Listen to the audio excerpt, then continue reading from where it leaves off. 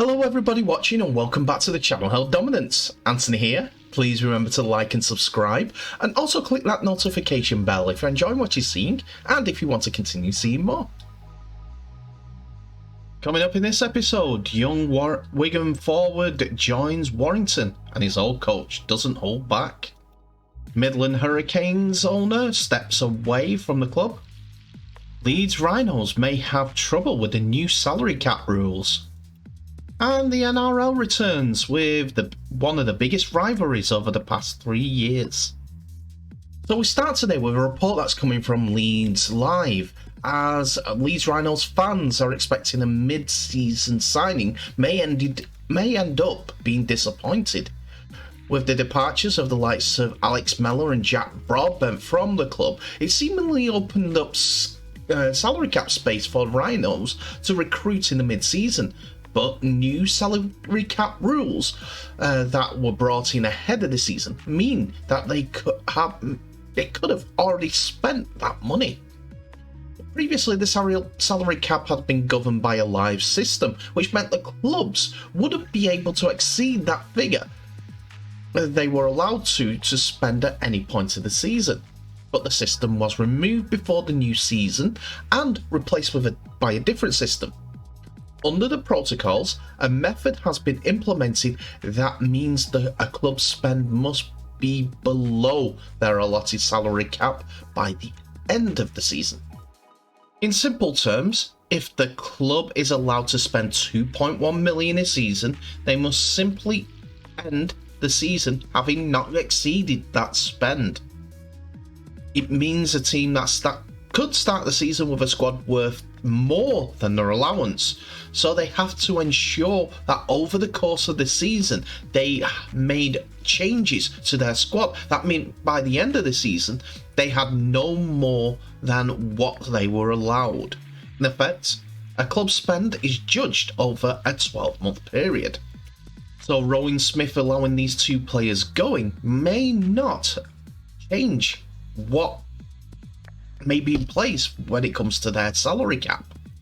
A further example of how the salary cap works is if a club is projected to spend spend the exact amount they were allowed to, but then sign a player valued at £100,000 6 months into the season, it would add £50,000 to their salary cap and would mean they have to save that before the end of November. And with Leeds Rhinos signing back in April Zach Hardacre, Leeds were understood to be very close to spending the cap, but the new rules meant they were able to bring them in. However, the club was aware that at some point during the season that they would have to move players on to ensure that they don't breach the salary cap, and that has seen Alex Mellor and Jack Broadbent depart, which has seen them go under the allowed spending and bring them to their salary cap issues. Leeds aren't the only club that have made changes. At Warrington, for example, Josh Charnley and Ellis Robson were two players that have departed, which coincided with the mid-season arrival of Thomas McHaley. This is also a case in points for Huddersfield, as they've recently done a swap deal with Toby King and Jake, I can't think of his name now, Jake Wardle, as well as Huddersfield releasing prop forward Oliver Roberts, who went on to move on to Newcastle Thunder, in a deal that started 6 months earlier than expected. The fact is, Leeds will now be under their allowed spend, but whether there's enough to recruit again is another matter. Even after departures of Mellor and Broadbent, they're understandably closer to their salary cap. If there is an addition to the squad, it's thought it is only be on a player with a low salary cap value. Speaking of Warrington, we turn our attentions to a new signing that they made over the last day, as young Wigan forward Matty Nicholson has joined the club on a 3.5-year deal with immediate effect. The 18-year-old England Knights international is one of the country's most exciting young forwards, and it can play either in loose forward or the back row. Halifax-born forward was highly sought after amongst the Super League and NRL clubs, and Warrington are pleased he's chosen the Primrose and Blue. Nicholson had a Super League debut to remember, as you see here, second left, after he scored one of his 2 tries at Huddersfield in a youthful Wigan side a week before the Challenge Cup final. Warrington feel that he will add valuable strength to the forward options for next season, along with a number of academy graduates who was promoted up to the first team squad during this season. Nicholson said he was excited to join Warrington, and it's an opportunity he's really excited about. After speaking to Darryl Powell and Kyle Fitzpatrick, I'm excited to be a part of the plans that are in place here for the next few years. I feel like I can play my best rugby under Darryl and kick on with my development here at Warrington. His new head coach Darryl Powell said Matty is one of the best young forwards in the game, and we're delighted he'll be joining us as we look to create an exciting mix of experience and youth in our pack. He'll be joining us as a driven young player alongside Thomas McKaylee, who's 24, and James Harrison, 26, as a strong pack foundation for the future. With Nicholson's move to Warrington confirmed, it left a little bit of a bitter taste in the Wigan Warriors camp, as there were comments made by head coach Matt Peet, as he recognised and admitted that he was really disappointed by Nicholson's decision to leave the club to join Warrington. The highly rated 18-year-old had only just made a debut earlier this season, as mentioned. When asked about his feelings about the move, Pete responded that he's really disappointed. He's a good player with massive potential and a good person. I'm left really disappointed and scratching my head somewhat at his decision. If there was anything we feel we could do here, and that we've proven we do, is give young players a chance and develop young talent. But he didn't see it playing out that way. He saw a simpler path to playing there at Warrington, so we shall see. Pete said that Nicholson's mentioned his eagerness to play more first-team rugby when contract negotiations were in place.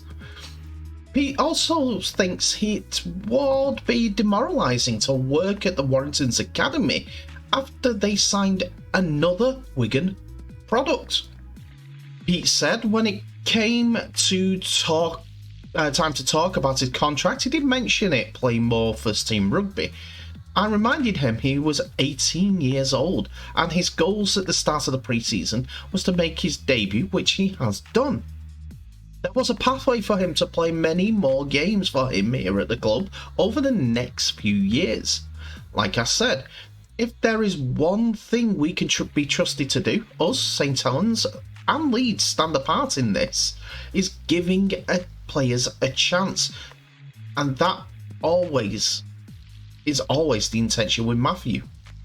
It is his decision, and I don't want to say too much, but we have done a hell of a lot to try and convince him to stay. I would have liked to see him stay for us for a few more years yet. What I will say is, it is another tick for our academy for producing players. He continued, on the flip side, I think it would be demoralising to work at Warrington's academy. I read about the strength of their academy, and they're continually paying for our players.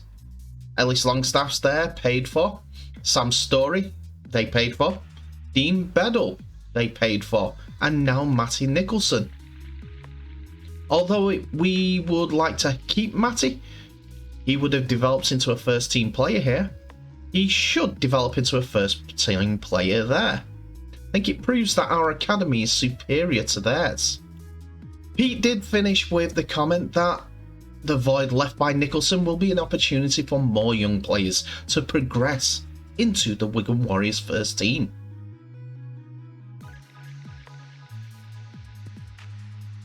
We now drop down a couple of divisions to the Midlands Hurricanes, as it's understood that Coventry Bears and Midlands Hurricanes founder, joint owner and chief executive of the club has agreed to an offer to sell his shares to the club's other joint owner and will leave the club with immediate effect.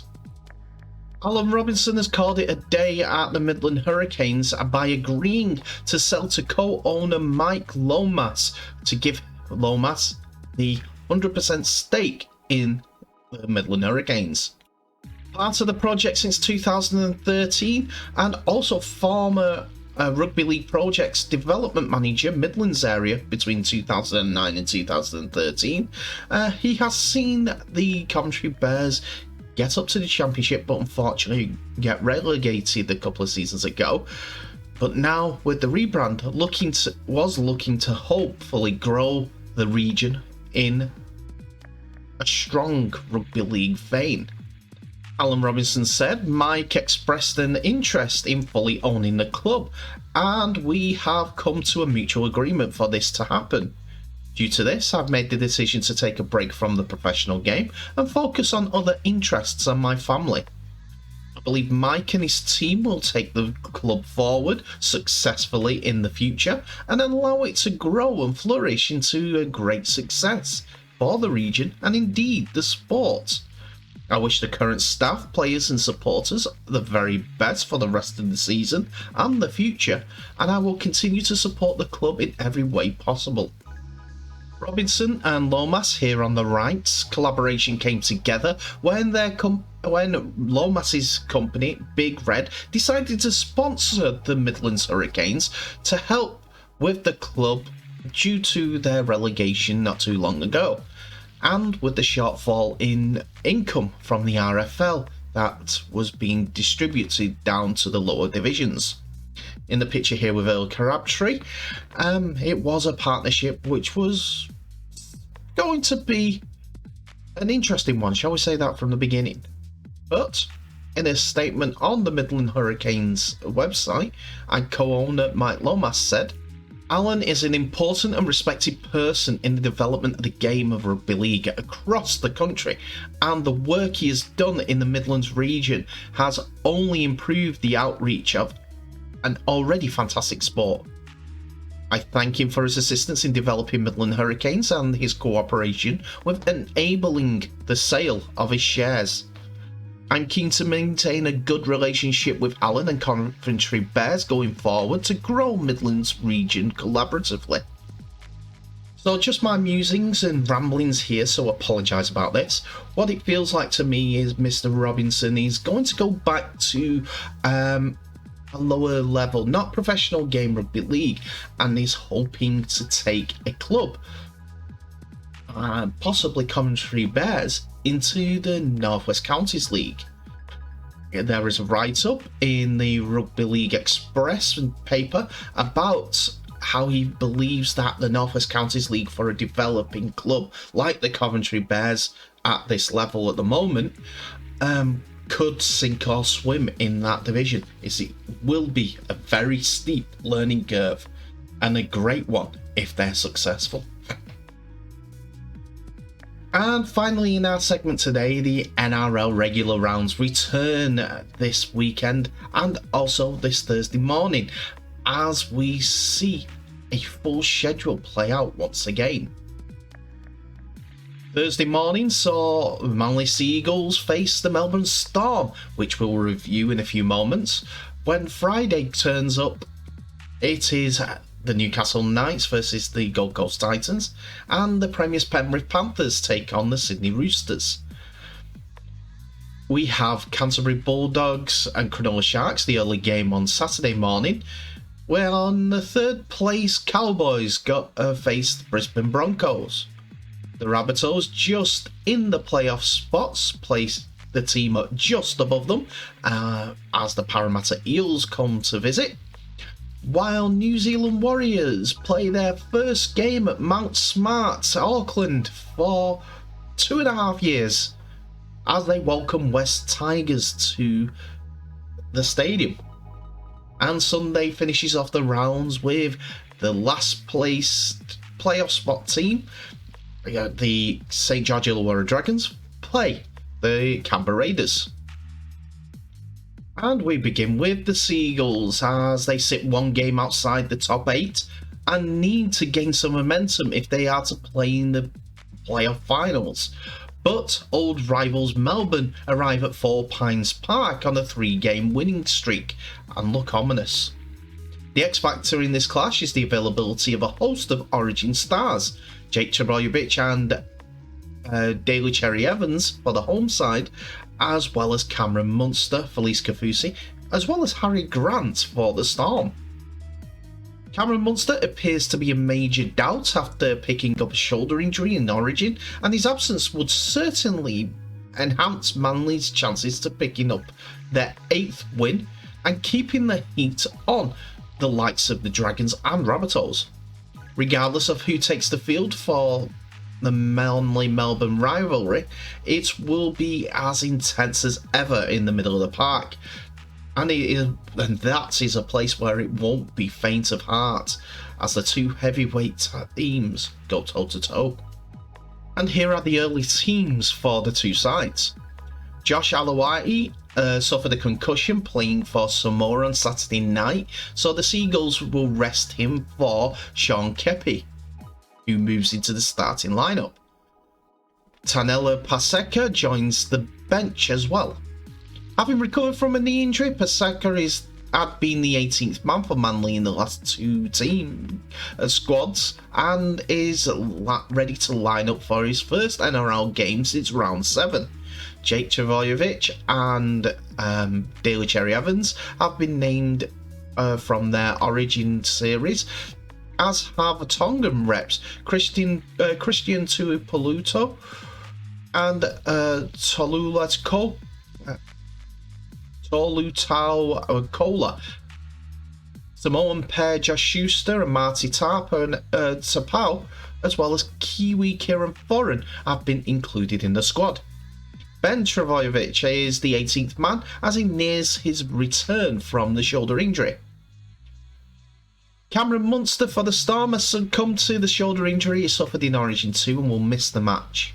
Nick Meaney moves from fullback to 5'8", and Ryan Pappenhausen returns for his first game since round 9 in the number 1 jersey. Felice Kafusi will miss the match for family reasons, having flown to the USA to be with his father Taniela, who has been hospitalised in Los Angeles.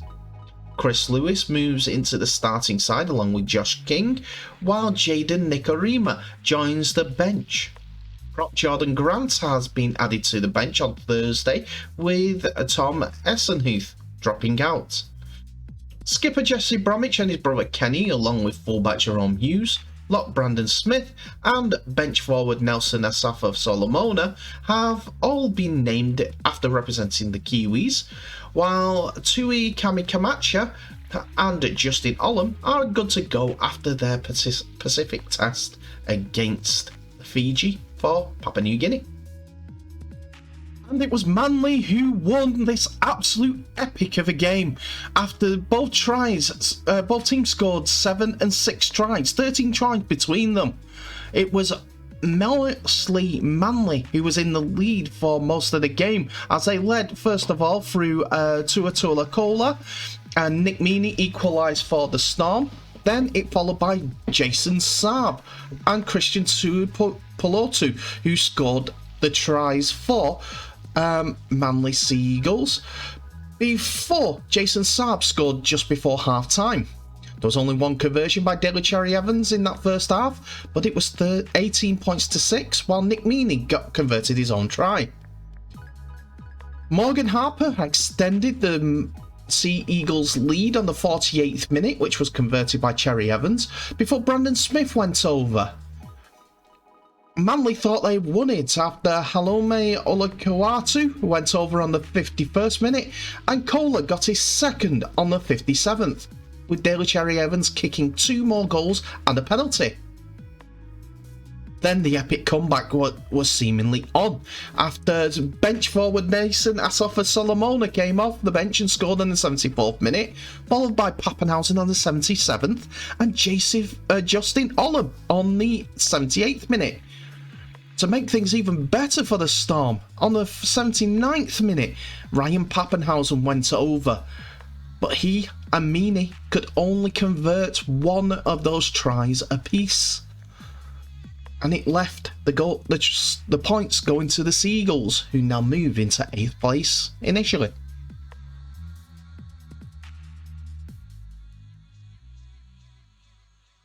And that's it for another episode, ladies and gentlemen. Thank you so much for watching. Please remember to like, subscribe and share this video worldwide, as well as clicking that nice little notification bell for any new videos that may be coming your way. Tell me what your thoughts are of this episode. There's a lot to go through. Coventry Bears, Northwest Counties possibility. Don't know. We'll see what Alan Robinson does. But he is no longer with the Midland Hurricanes, a team that he basically founded. Hopefully Mike Lomas and Big Red can come together to push that team on to go for the championship.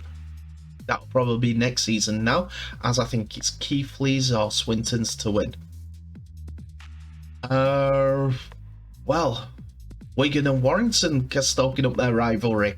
Keep buying their Wigan players, so now they're all Warrington men.